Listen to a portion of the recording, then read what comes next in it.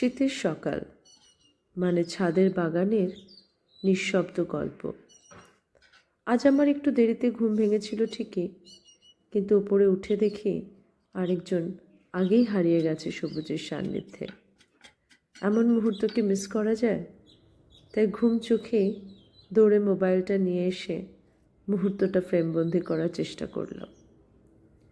আমার চোখ কিন্তু খুঁজে বেড়াচ্ছে আমার এই চন্দ্রমল্লিকার কুড়িগুলোকে। অপেক্ষা করে আছি কবে যে একসাথে ফুটবে আর আমার এই ছোট্ট বাগানটা রঙিন আলোয় সাজিয়ে দেবে। এক সপ্তাহ আগে কিছু রসুনের কোয়া আমি পুঁতেছিলাম। আজ দেখো এগুলো থেকে কি সুন্দর সবুজ নরম পাতা মাথা তুলে উঠেছে। পেঁয়াজকলিরও আয়োজন করা হয়েছে, কিন্তু জানি না হবে কি না।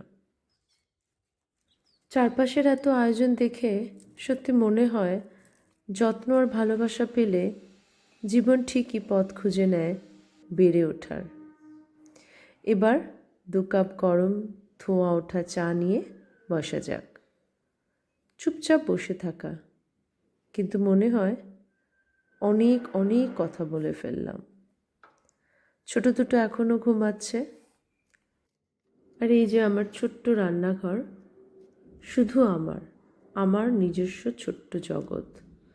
অনেক চেষ্টা করেও এটাকে আমি অন্য কারোর হাতে ছাড়তে পারলাম না। স্পেশালি মামনি মা অনেকবার বলেছে এবার রান্নাটা অন্য কারোর হাতে দে। পারলামই না।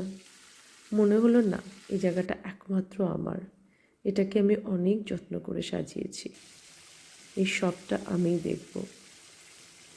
ব্রেকফাস্টের সাথে সাথে লাঞ্চের প্রিপারেশনও শুরু করে দিয়েছিলাম, যাতে ওদের ওঠার আগে সবটাই শেষ করে ফেলতে পারি।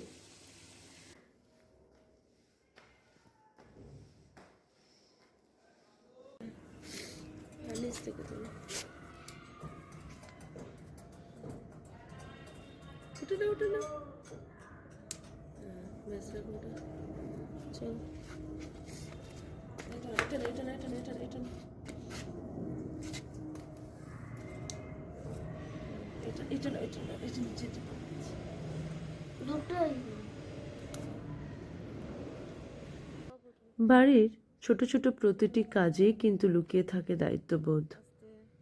এই দায়িত্ববোধ থেকেই শুরু হয় নিজের চারপাশকে ভালোবাসা আর সম্মান করতে শেখা। আজ ও শিখছে, আর আমি নতুন করে মা হওয়ার আনন্দ অনুভব করছি।